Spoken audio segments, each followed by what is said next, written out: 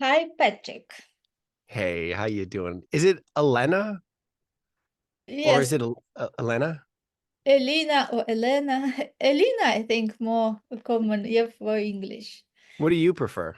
I think in English it is more Uh, Elena is more. Elena? Yeah, Nice. yeah. Great to meet you, Patrick. Yeah, you too. Uh, Very nice. tell us about what you do. Yeah, about your app. Right. So, yeah, we were just talking and how I think what might be a unique perspective from the business side of building this app is that so it's a music education app. It's Mhm. called MuseFlow, and it's solving a very global, large macro problem in the music education industry that's been happening for since the beginning of being able to teach somebody how to play an instrument. It is the core issue is that it's not fun to learn how to play an instrument. We've kind of brought it in. It's been for like the past 2000 years. It's been learn this one song, learn this one song, learn this one song. And it's no fun to do it that way, because then you're just practicing that one song over and over and over, repeating it to boredom. You're not learning. And then also you're not learning the fundamental skills outside of the context of that one specific song. You're only learning it in that one specific song.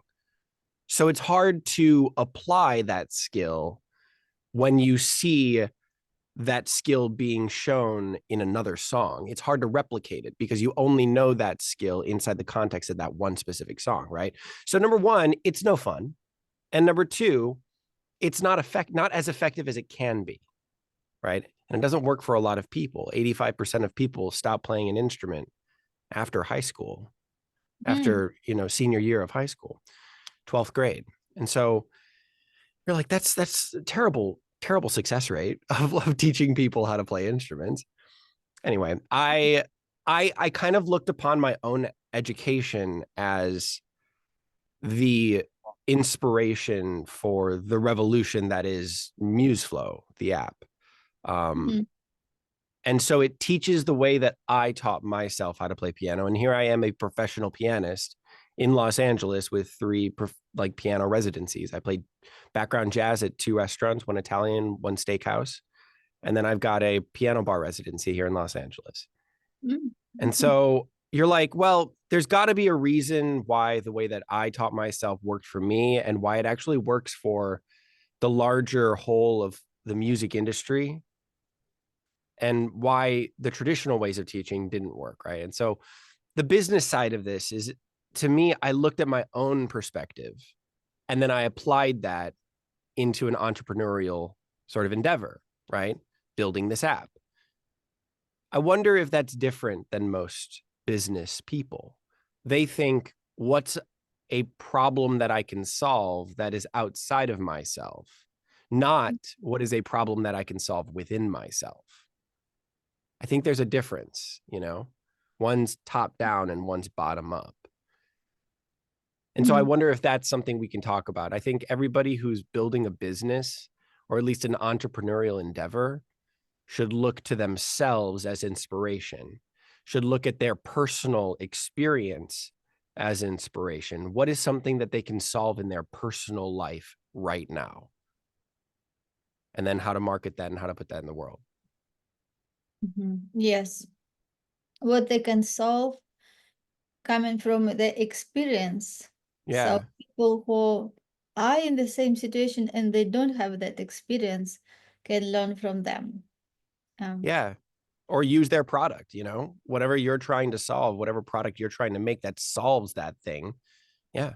They might be able to, use it, and make their lives easier. yes, exactly. Tell a little bit about your entrepreneurial journey because learning the how to play the piano, be a musician, and building business, it is very different. Yeah, it needs Yeah. a mindset. And I think people who uh, love music and love art, they are in a different world. Yes, like different world from people who just have business and more that having like logic and more uh, more focused on material things. And people who like music and art, they're more like looking and like other things, yes, more than Yeah. material things. So how to how did you combine this, how you could get that like between between like being just in art and enjoy music and enjoy sound, and then bring this your passion to that material thing? Yes, how to make money, how to make Yeah. this. Yes, it is, Yeah. you know. It's an interesting, you're right. It's an interesting combination of skill sets. Mm. I don't know where I think I got my business and entrepreneurial mindset from my mother and my father. Both of them they were freelancers, meaning they never had like a stable job their entire lives. They always kind of bounced around. My dad was an actor in Chicago. He raised us during the day, and then he went off to his dinner theater at night. And and then my mom picked us up after her work. She worked in news when we were growing up, and like, news broadcasting. And so she picked us up at night and then took us home and then took care of us and put us to bed. And then my dad came home at 2 a.m. after a show, and then everything started over again the next day. So I've Yes. got I've got this sort of push and pull of the creative, but Mhm. also like my mom being in news and broadcasting, and then subsequently was a writer for documentaries. You know, they've both had that freelance sort of feel where they were never tied to one single job. They kind of bounced around, but to them, in a way, it was an entrepreneurial endeavor. It was, they needed to find the things that they were passionate about and Mhm. then do those for a job. My dad was an actor, and then he turned into a stage manager, and then he became a little bit of a director, and then he retired. You're like, and then he did a little bit of marketing too, you know? So you're Mhm. like, he had a bunch of different jobs. And my mom was the same way. She was in news, and then she went to, she was a producer at a documentary company for a while. And then she became a writer for that company. And then she became freelance. So you're like, so many different journeys, so many different parts. And I think I've always had that sort of left brain, right brain, creative, logical side within me. Right. Mhm. And so to me, it was kind of like an easy application of who I am to both music, the creative endeavor, and the entrepreneurial endeavor. It's kind of, I don't know, it's been easy for me in a way. There are things I've had to learn along the way, different communication styles, for example. My co-founders are software engineers, you Mhm. know, they speak very differently than me. We speak very different languages, not literally. We all speak English, but the technical aspect of building an app versus the creative aspect of building an app, they're two sides of the same coin. You're trying to go towards the same goal, but you're just thinking about it in very different ways. And so we have to keep the conversation open and being able to listen to each other and truly hear each other. And please explain what you mean by that. Like, I'd love to hear what you think, like asking those questions. What do you think? What do you want? How do you want to build this app? Always having that further goal, that vision is key, and being on the same page about that. So I don't know. It's been very interesting doing the left and right brain sort of thing, creative and logical. I have a great time doing it. I don't know if I have any advice about it. I think just be you is the biggest thing for me. Be most authentically yourself while being kind. That's Mhm. it. Yeah, it seems that your parents were so free spirits, yes, so Yeah, they called. were. Yeah. And they still are in retirement, they're still very much free spirits. Yeah. Yeah, it's great to have this. different types of people and how they match together. And yes, and this is how you learn from them how to balance, yeah, between different perceptions, different energies, and different focused. Yeah, this is Yeah. amazing. Yeah, so this is another thing that you mentioned, that it is the most important to be authentic. Yes, and really when people think about business, not just thinking that somebody else doing this and I will do that because somebody is successful and this is maybe a good idea for me. Right, right. Yeah, so what I think you like, what you want to say, that it is important to find what makes you different. Yes, like what is that experience which you have, how you can solve problem people who don't know that solution which you have from your experience, from your life, and bring it from you. Yeah, because when you really find what you love to do Mhm. and you put on the top of this your authenticity, your personality. Yes, so you Mhm. will be different. You will never be like other people. Yes, and when people just want to copy somebody, if someone just does this and okay, I don't know what to do, let me do the same, it will never be the same. Yeah, because Right. if that person does what he found, what he loves to do, it is his passion, you can never be the same if you don't have that passion. Yes, because Yeah. that person is himself. This is why he does well. Yes, not because he does that certain thing, but because he does it because he is that thing. Yeah, from Yeah, within. right, right. Right, so we cannot create something which, as you said, mentioned also before, that is outside of us. We cannot. Even if we pretend, but it will not feel authentic. It will It feel, won't feel authentic, right? And it won't be authentic. yeah, it will just feel like fake, and people cannot succeed.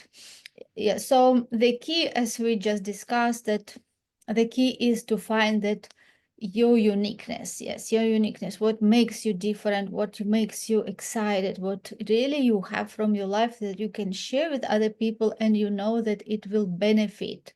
Mhm. Yes, they will benefit so much from this, and see yourself successful in that field. Mhm. And look, even if you're not successful in that field, at least you will be living a truly authentic life and doing something that you're passionate about. Us musicians, we don't make a lot of money, you know? We really don't. The working class musician like myself, we don't make a lot of money. But we are truly living our most authentic selves, and we are living a life of purpose and meaning and joy and love. Like that's what you want to live for, right? You know? I don't My goal is to make money with this app. Of course. Of course. You know, like we all want to be able to retire someday and have a good living. But at the end of the day, I wouldn't want to do that unless I was deeply passionate about the project. I think that comes first, the passion for the project. And that comes from my most authentic self. You know what I'm saying? Like that sort of cycle right there is like that's where I want to live, you know. Mhm. Yes, yes, I agree with you 100%. And if I say it in other word, that money and material part always will come as equivalent of the value which we provide. So Mhm. when we find the passion, when we really become good at something, it is not just, oh, I want to do that and I do nothing, but I want to do that. Yes, that will not work. We really have to become very good at what we do. So it is difficult to replace us. This is the law. And when we find our passion, and because we find our passion, we put our time, we put efforts, and as a consequence of that, we become good in what we do, and it is difficult to replace us. And people willing to pay money because we make them feel good, we give them value that people Mhm. willingly pay. And this is how this energy exchange happens, because money is energy. So when we provide good, when we focus on doing good and impact the world, giving value to people, money as that energy exchange will follow. I Yes. love that. Yeah, that makes total sense. Mhm. Yeah, yeah, and of course, other like the way how this will follow, it can be through app and that you get idea how to package that information, how to provide the value through the app. Yes, and when it gives value, then money will be just like a result. Yes, there is a cause and effects. So this cause is always you, and different effects which will be produced as results of your passion and your action. Yes. Mm-hmm. That's why people who really find themselves and do what they love to do, they never need to worry about money, because money will come as a result of what good they do. Yeah. Yeah. There is a part of me that does think that. Of course, I think that way because, I mean, look, I haven't created a personal budget for myself. I don't think ever. I don't think I've ever like been like, this is how much I spend at groceries. This is how much I spend for going out to the movies. I don't think I've ever actually divvied it up and been like, for me, it's always just been this flow of I do my passion, I make money, I use that money to service the things I love and do the things I love, which then facilitate my passion, which then facilitate me getting more money, and so on and so forth. Um, so it's I think you're absolutely, it makes total sense the way that you're talking about it is like the more service you do, which my passions, my service comes from my passions. you know I'm a musician and I'm building an app that solves a very personal problem for me. Those two things, I add value to society, but they're first and foremost my passion. you know so yeah, I don't know, it has been that very interesting cycle of realizing that like money just comes from my passion. And I think I'm really lucky to be able to say that. I'm very lucky to be able to say that, but I've set my life up so that's the case. That was a very conscious effort on my part. So you can't deny that. Yes, yes, great to know that. And again, I wanted to speak about success. Yes, as you said that when you follow your passion, you may not be successful. Yes, and I also want to us to speak more about this, because success. What you just explained now, for me, it is success. So Fair, success. yeah. Yes, so success is not only having amount of money we want. Yes, also no, it is not only related to money. Like what you just explained now, for me, I see you as very successful person, because you have your values, you know what is your priority, you know what you want to do, how you do, and you do that, and you enjoy life. So this is indication of success. Yes, Mm-hmm. I like how Earl Nightingale has said about success. He said that success is the progressive realization of the worthy ideal. So worthy ideal love means that, love that. Yeah, yeah, yeah. yeah, because for different people, success can be different. For different people, success can be uh, related to family.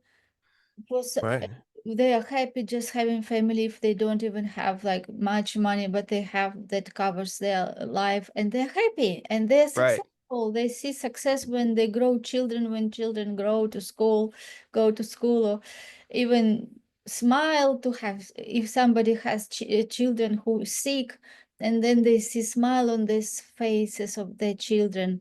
Yeah, when they Mm-hmm. pain. Success right there. That's success. Yes, even smile, like if the child was sick and then child recovered and he smiles, this is success, like Yes, it is not yes. only, yes, it is not only about money. And I believe for me, that success is always comes together with fulfillment. And this is what you Yeah. said. Yes. Yes. Agreed. Agreed.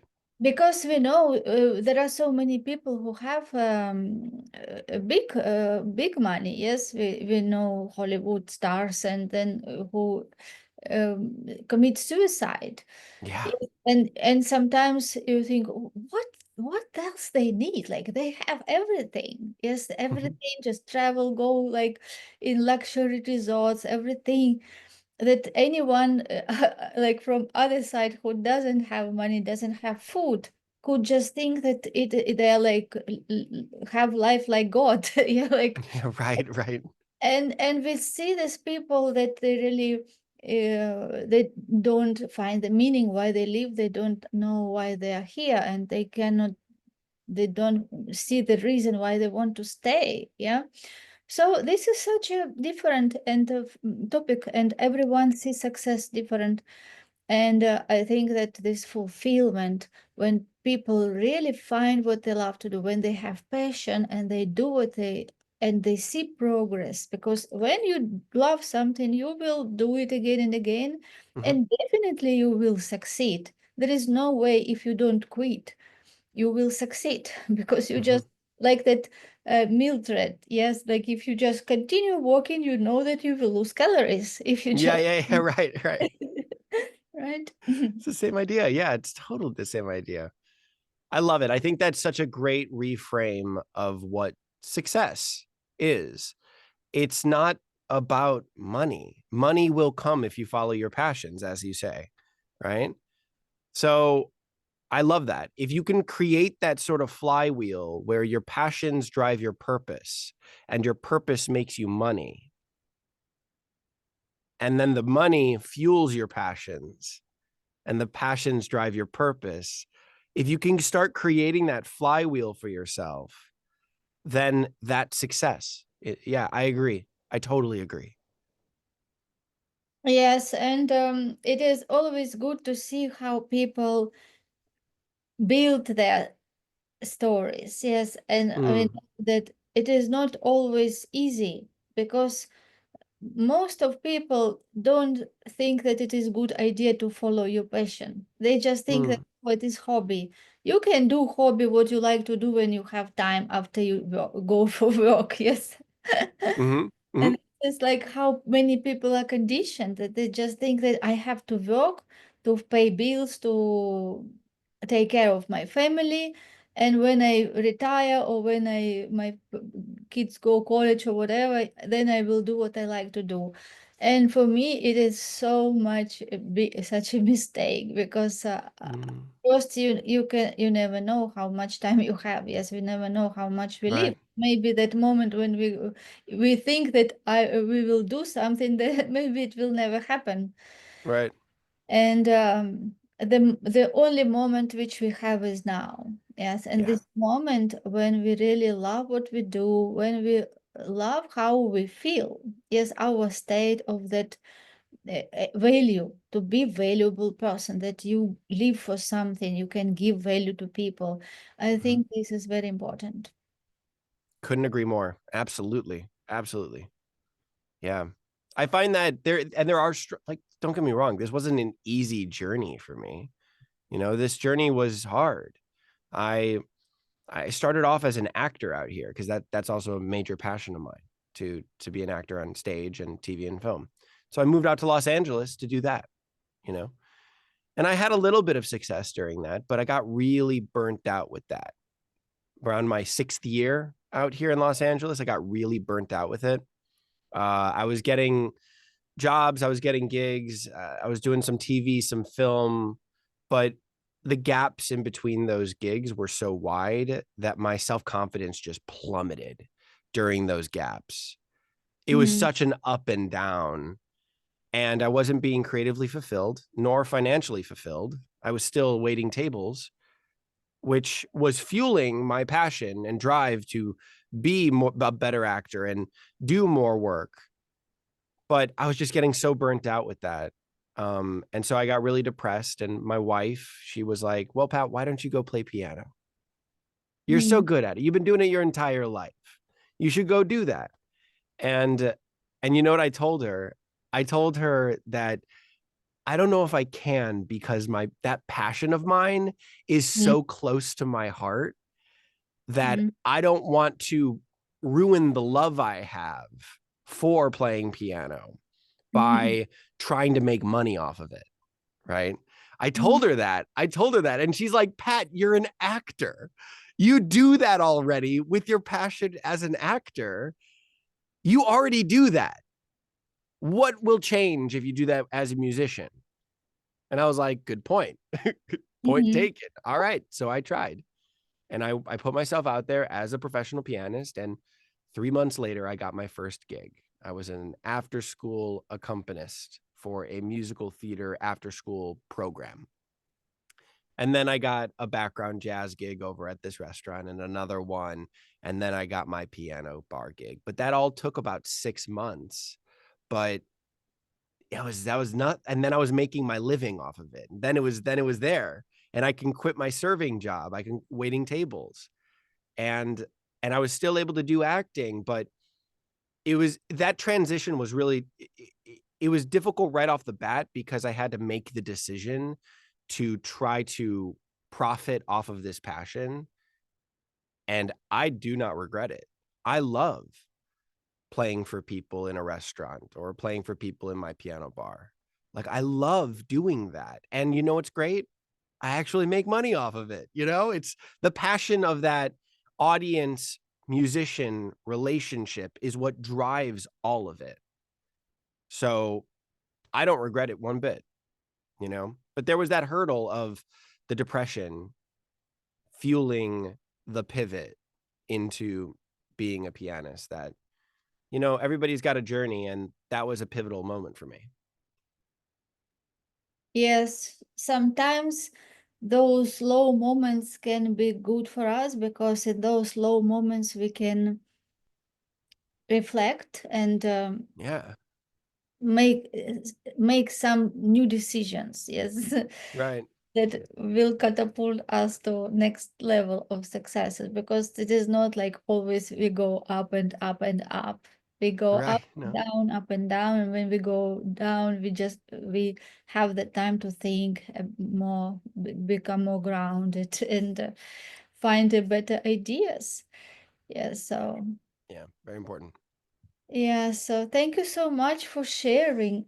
For sharing, it was good. Yeah, and important that at this moment, when not everything not so good as you want, it is important to stay on track. Yeah, continue walking, and just pivot, as you said. And sometimes the solution is just 2 millimeters away. It is there, and sometimes we just don't see it.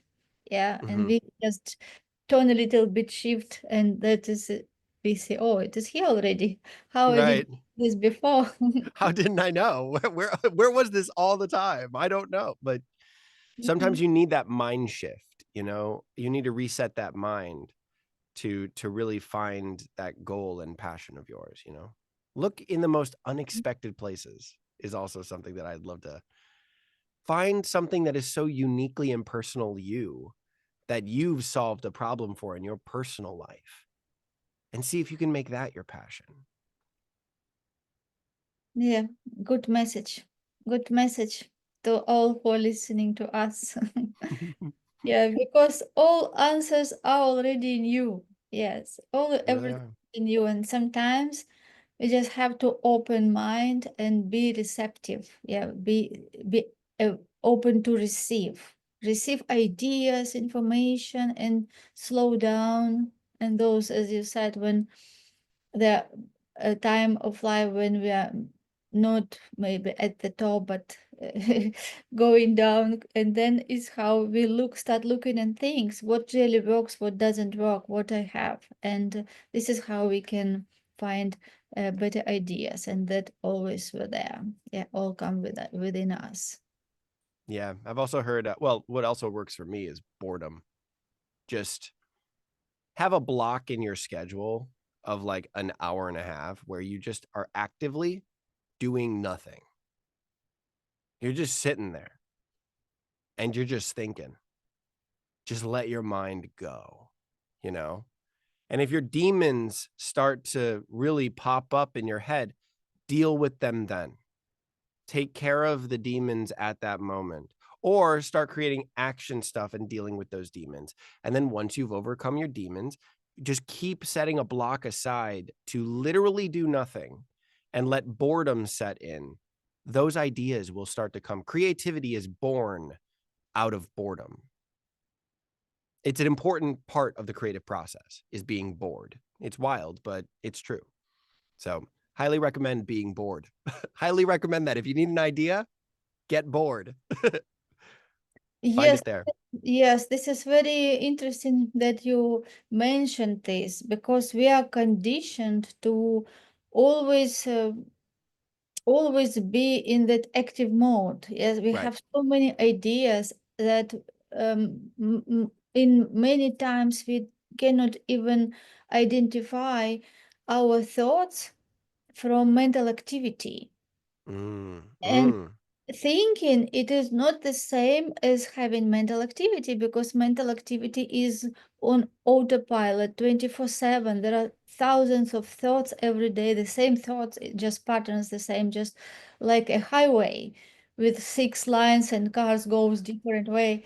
And this is what's happening in people's mind. And this has already became like a very normal state for them. Like before, people were writing letter and send them by doves or by post and waiting 1 month to receive or 2 months to receive answer. Yes, and now people send, if computer doesn't immediately react, and they already get nervous. Oh, why it is so takes so much time? Yeah, yeah. Or maybe you saw people pressing the lift button. Press button Yeah. again, press. Yeah, yeah, right, right. More times they will press the lift Come on, button. come on, come on. Yeah. Yeah, it is all shows like people just used to be in this space that they can not even find time to relax. They feel that they think that they are so busy, but it works opposite. When Yeah. you are so busy and all your mind is taken with these programs, automated ideas which you don't control anymore and which are just on autopilot, you don't have space to really get ideas which will work for you. There's something new. Mm-hmm. Otherwise, you will just continue to be in this loop, the same thoughts. Right, right. Something new. That's the key, right? Something new. And that, yeah, that only comes in boredom. Yes, and something new that will make your life new. Otherwise, if you continue to have the same thoughts, feelings, the same action, the same reaction, it will be you have the same results. And Right. people don't understand why this is happening with me again. I already was in this situation. And again, I knew this will happen. Yes. Yeah. I'm so sorry. So sorry. No, this is great. It's just early. Pardon me. No, I totally agree. I'm right there with you. I love this. And it's so important, to try to break those patterns. If you want to break the cycle, what's wild is action sometimes isn't the right solution. You need to figure that one out for yourself, though. If action is the solution, great.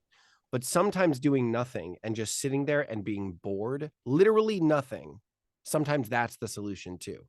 And you'll find the solution, let your mind wander. That's so beautiful. Sit outside for a little bit, get some sun, and just let your mind wander. Love it. Yes, exactly. And for some people who listening to us, they may say, "Oh, 1 hour, where will I get 1 hour? I'm so busy." You can start with 5 minutes. You can Yes, start you with can. 5 minutes.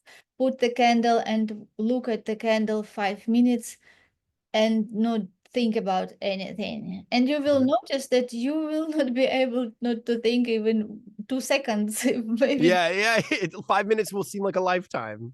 Yeah, like 2 seconds, and your mind will take you somewhere, and then you will understand who controls now your life. Yeah, right. Yeah, that you want to think about candle, but your mind will take you somewhere else. You will see, you start thinking about, and then what you do, you just get those thoughts and bring them back to candle. And this is like a muscle. Hmm. You practice this every day, and this will help you uh, to develop your will. What means will? It is ability to focus on something what you want to the exclusion of everything else. And when you learn how to focus 5 minutes on candle, or you can write put the dot on the opposite wall. Yes, if you when you learn how to focus on dot or candle 5 minutes, you will see how you will improve in all areas of life. You will learn how to focus on other things that is important, and you will see that it is not easy initially, because we are conditioned to jump from one to another. And when you just become aware of this, you will be surprised how better you can do. I love that you talk about it being a practice in a way. You have to actively do this over and over and over, and you're going to get better at it. You really, really are. It reminds me of how singer-songwriters talk about the creative process of writing songs. Paul McCartney, for example, he talks about this river of creativity underneath everything that he does, right? And he's created a well that he can tap into that river from where he's at. He's drilled a well down into that river, and he can just drop a bucket and pull it back up, and he's got a bunch of inspiration, right? Taylor Swift talks about this too. She talks about the fact that when she's writing an album, sometimes she doesn't want to write. Some days she just doesn't want to write. And so, but she's created the practices to be able to sit down at the piano and actively concentrate and write those songs and make something beautiful and creative from it. Because she's done that so many times, she's exercised that muscle so many times, because Paul McCartney's built that well, and all he has to do is drop a bucket down and bring it back up. He doesn't have to drill down every time to get down into that river. He's created that conduit for himself because he's exercised that muscle over and over and over. And so that's something to really be thinking about, is like practice makes perfection. Practice makes perfect, right? You're never going to be perfect at this, but you're definitely it's going to get easier for you if you just continue to do it over and over and over. You're going to start drilling your well, and then soon enough, you'll have a bucket and you could just drop it down in there and grab some inspiration, you know? Yes, it is very good illustration. Yeah, very good illustration. And we can say this about everyone who invented big things, even Edison. He didn't have education, he was illiterate, but he created this yeah, light. He was illiterate? He didn't graduate school. Uh, Wow. he was rejected from attending school. I think he only went 3 years. Oh my And gosh. then the dean of the school wrote a letter to his mother, and he wrote that your son is below average. We cannot accept him at school. You have to teach him alone. You don't know this story? No, I didn't. It's amazing to me though that, of course, I mean, he was keep going though. Keep going. Let's hear more of this. This is amazing. This is very interesting. And he when he brought his mother this letter, and she wrote, he asked what they wrote there. And she said that they wrote that your son is genius, and our school is not at that high level as he is. So you better teach him himself. And this I is, love it. Good mother. yes, and what she was doing, she taught him herself, and she was telling him that he's genius. And this is how he became genius, because he believed that he's genius. Because when people want to do something that doesn't exist, they have to believe that they are genius, that they have the power to create. So they believe that they are capable. This is how they set their mind to create that.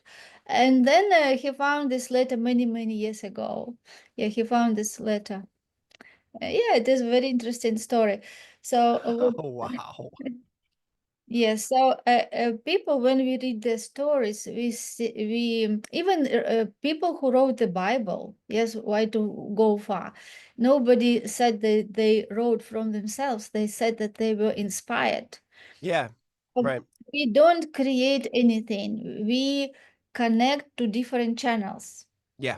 Like for let's say radio. Yeah, people can tune to AM frequency and they will hear everything what is at AM. If they want to listen what is at FM, they have to tune to different frequency. Yeah, so if you are at one channel, you cannot listen what is another channel. So, and everything is just frequency, and we use the radio or television the same, different channels. But this all information, all these sounds, all these movies in the air, we just use those devices to transmit that sound that we can hear or images. Yeah, so how this creation process happens, also Newton the same. He was sitting in the chair rocking and Right. Yeah. The apple, right?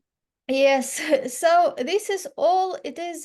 People do this in that state when they tune to certain frequency and they pick up, their intuition picks up this idea. It can be music or it can be poems, whatever.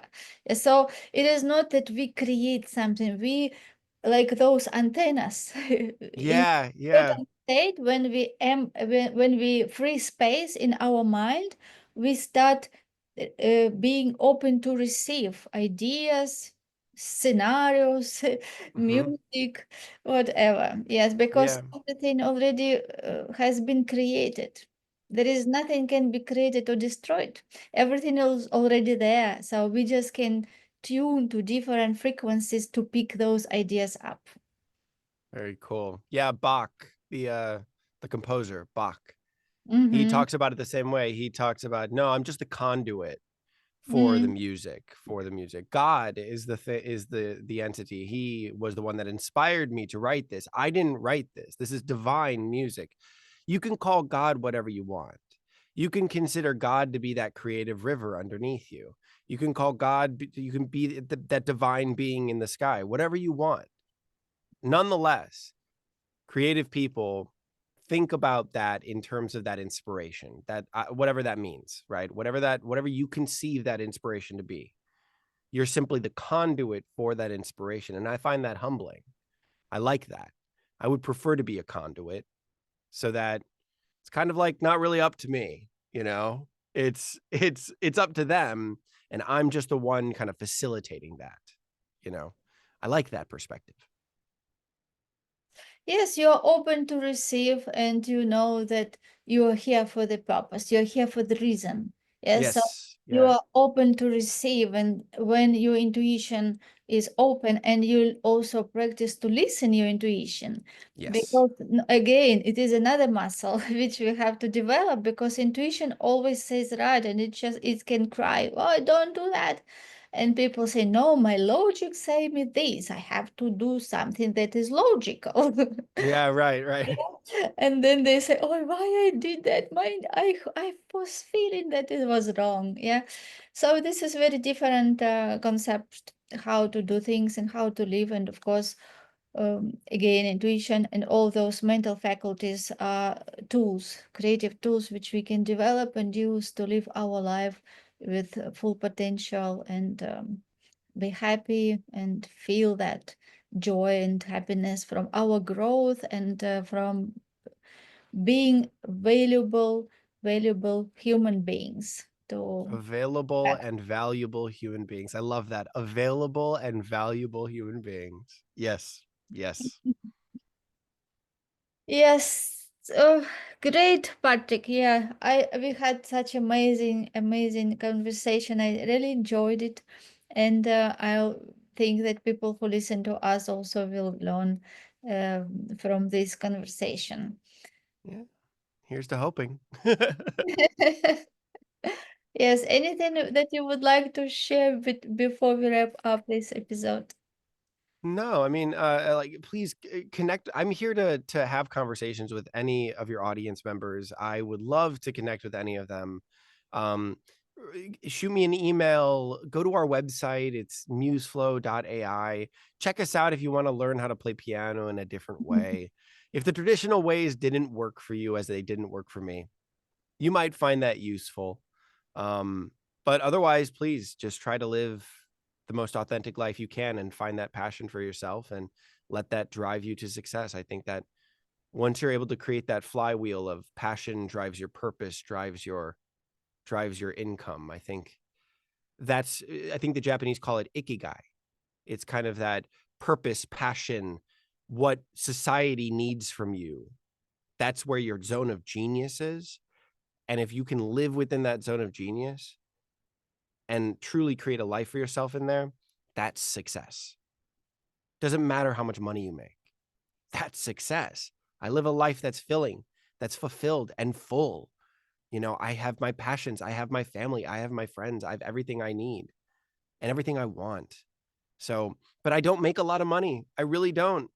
The app is the goal, of course, to start making a lot more money. I mean, it's on its way there. It's a revolution in its own right, but I feel very successful right now. And I think I'm really lucky to feel that way. You're totally right about that. So honestly, thank you, Elena. I appreciate this conversation and your perspective on what success really means. It's great. Wonderful reframe. Yeah, thank you so much, Patrick. I really enjoyed, and I'm looking forward to see you again in our future episodes. Please. Thank you so much.